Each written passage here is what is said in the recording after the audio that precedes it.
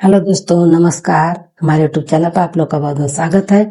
आज मैं एक नाच गीत लेकर आई हूँ जो मैं आप लोग को सुनाऊंगी। आप लोग उसे सुनिए और सीखिए। अगर आप हमारे चैनल पर नए हैं तो चैनल को सब्सक्राइब कर लीजिए। मैं इसी तरह अच्छी अच्छी गीत सुनाऊंगी। तो चलिए मैं वीडियो स्टार्ट करती हूँ। आप लोग सुनिएगा और सीखिएगा। घर में से निकलेली सासु मोर बढ़ाई तीन देयो दे तू न बहुअर एक लोटा पानिया देयो दे तू न। घर में से निकलेली सासु मोर बढ़ाई तीन देयो दे तू न बहुअर एक लोटा पानिया देयो दे तू न। बहुअर एक लोटा पानिया देयो दे तू न। कैसे कदे सासू एक लोटा पानिया कि तुहरे बेटा न सूते आचरा दबाई हो कि तुहरे बेटा न। कैसे कदे सासू एक लोटा पानिया कि तुहरे बेटा न सूते आचरा दबाई हो कि तुहरे बेटा न सूते आचरा दबाई हो कि तुहरे बेटा न। एतनी तू रह तू बहुअर गुनावा के आगर हो बटोरी हो ले तू न आपन साझा मैया चारावा बटोरी हो ले तू न।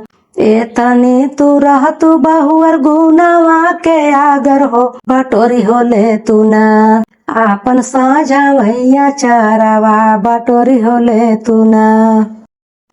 कैसे कया चरा बटोरी हमारी सासू हो या चरावा भी नना राजा के नीदियो न आवे हो या चरावा भी नुना।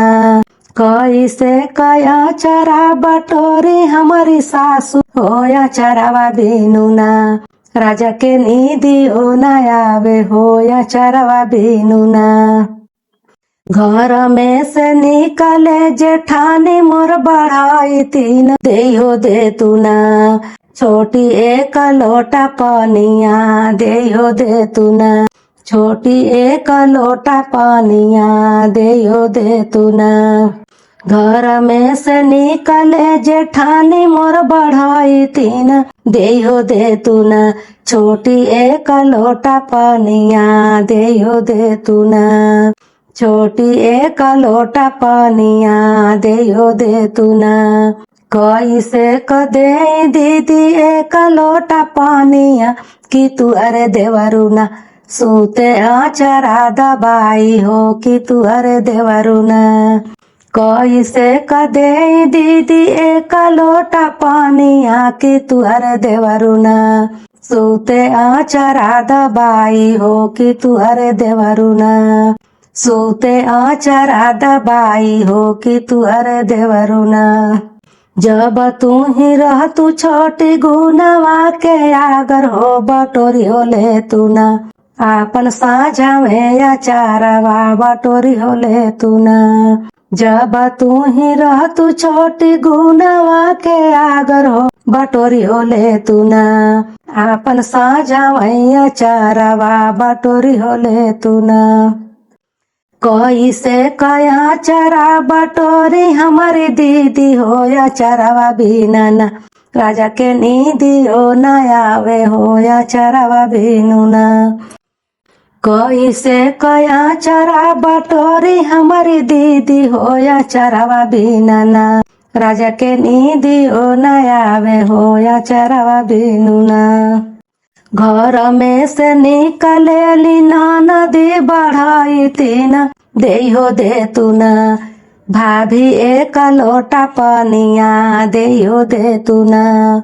घर में से निकलेली नदी बढ़ाई तीन देयो दे तू न भाभी एक लोटा पानिया देयो दे तू न भाभी एक लोटा पानिया देयो दे तू न। कैसे कदे ननदो एक लोटा पानी आया चरवा हमारे ना कैसे कदे ननदो एक लोटा पानिया कि तुहरे भैया ना सूते आचरा दबाई हो कि तुहरे भैया ना।